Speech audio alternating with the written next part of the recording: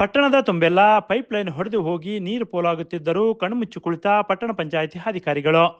ಹೌದು, ಸುಮಾರು ದಿನಗಳಿಂದ ಪೈಪ್ಲೈನ್ ಹೊಡೆದು ಹೋಗಿ ನೀರು ಪೋಲಾಗುತ್ತಿದ್ದರೂ ಕೂಡ ಪಟ್ಟಣ ಪಂಚಾಯಿತಿ ಅಧಿಕಾರಿಗಳು ಮಾತ್ರ ನನಗೂ ಇದಕ್ಕೂ ಸಂಬಂಧ ಇಲ್ಲವಂತೆ ವರ್ತಿಸುತ್ತಿದ್ದಾರೆ.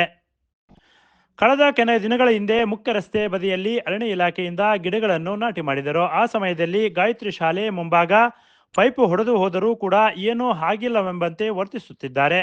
ಶಾಲೆ ಮುಂಭಾಗ ಪೈಪ್ ಹೊಡೆದು ಹೋಗಿ ಶಾಲೆ ಮುಂದೆ ನೀರು ನಿಂತಿರುವ ಘಟನೆ ನಡೆದಿದೆ. ಮಕ್ಕಳಿಗೆ ಓಡಾಡಲು ಆಗದ ಪರಿಸ್ಥಿತಿ ನಿರ್ಮಾಣವಾಗಿದೆ. ಸಾರ್ವಜನಿಕರು ತಮ್ಮ ತಮ್ಮ ವಾಟ್ಸಪ್ ಮತ್ತು ಫೇಸ್ಬುಕ್ಗಳಲ್ಲೂ ಹಾಕಿದರೂ ಕೂಡ ಎಚ್ಚೆತ್ತುಕೊಳ್ಳದ ನಿದ್ದೆಗೆ ಜಾರಿದ ಅಧಿಕಾರಿಗಳು. ಅದೇ ರೀತಿ ಪಟ್ಟಣದ ಮುಖ್ಯ ರಸ್ತೆ ನಿರ್ಮಾಣವಾಗಿ 3 ವರ್ಷಗಳೇ ಕಳೆದಿದೆ. ಕಳೆದ ಕೆಲ ದಿನಗಳ ಹಿಂದೆ ಚರಂಡಿ ಮೇಲೆ ಟ್ಯಾಂಕರ್ ಸಿಲುಕಿಕೊಂಡ ಘಟನೆ ನಡೆದಿದೆ. ಮುಖ್ಯ ರಸ್ತೆಯ ಕಳಪೆ ಕಾಮಗಾರಿ ಎದ್ದು ಕಾಣುತ್ತಿದೆ. ಕಾರಣ ರೋಡ್ ಪಕ್ಕದ ಡಿವೈಡರ್ಗಳು ಎಲ್ಲೆಂದರಲ್ಲಿ ಕಿತ್ತು ಹೋಗಿವೆ. ಮುಖ್ಯ ರಸ್ತೆಯ ಮಧ್ಯಭಾಗದಲ್ಲೂ ಇರುವ ಡಿವೈಡರ್ಗಳು ಕೂಡ ಕಿತ್ತು ಹೋಗಿರುವ ಘಟನೆ ನಡೆದರೆ ಪಟ್ಟಣ ಪಂಚಾಯಿತಿ ಮಾತ್ರ ನಿದ್ದೆ ಮಾಡುತ್ತಿರುವುದು ಜನರ ಆಕ್ರೋಶಕ್ಕೆ ಕಾರಣವಾಗಿದೆ. ಒಟ್ಟಿನಲ್ಲಿ ಜನರು ಪಟ್ಟಣ ಪಂಚಾಯಿತಿಗೆ ಮುತ್ತಿಗೆ ಹಾಕುವ ಮುನ್ನವೇ ನೀರು ಪೋಲಾಗುವುದನ್ನು ತಪ್ಪಿಸಬೇಕು. ಕೆಲ ವಾರ್ಡುಗಳಲ್ಲಿ 10 ದಿನಕ್ಕೊಮ್ಮೆ ನೀರು ಬಿಡುವುದನ್ನು ಸರಿಪಡಿಸಬೇಕು. ಪಟ್ಟಣದ ತುಂಬಾ ತುಂಗಭದ್ರಾ ನೀರನ್ನು ಬಿಡಬೇಕು ಎಂದು ಜನರ ಒತ್ತಾಯವಾಗಿದೆ.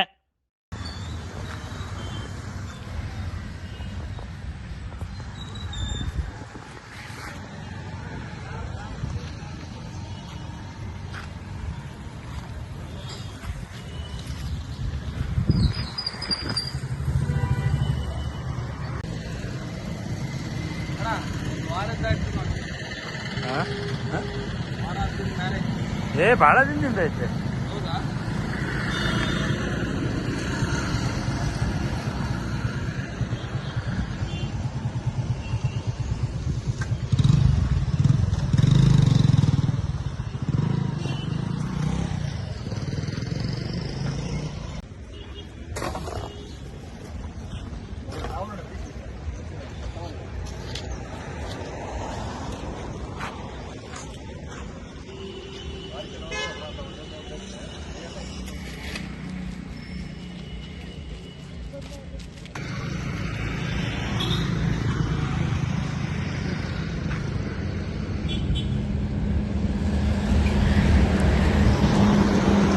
Bureau Report, PM Gangadhar, Bharat Vaibhav News, Morakalmore.